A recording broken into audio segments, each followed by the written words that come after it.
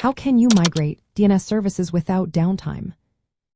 Imagine switching your internet address book without anyone noticing.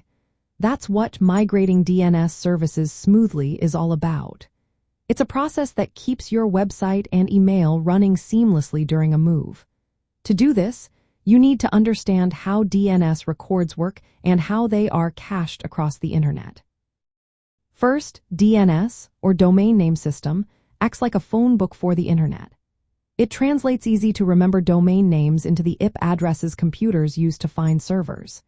Each DNS record has a time-to-live value, which tells other servers how long to keep the record in their cache before checking for updates. If you want a smooth transition, you need to manage this caching carefully.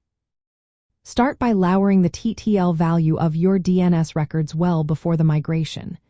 Usually, a week in advance is a good rule. Set the TTL to a very low number, like 60 seconds, so that DNS resolvers will check for updates more often. This way, when you change the records, the new information spreads faster. Next, prepare your new DNS environment. Set up your new DNS provider or server and create all the necessary records. These include records, which link your domain to an IP address, CNAME records, which are aliases pointing to other domain names, and mix records for your email servers. Make sure these records match your current setup exactly to avoid any service interruptions.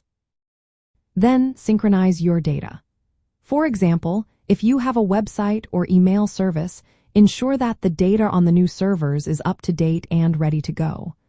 This prevents any loss of information or service issues once you switch over.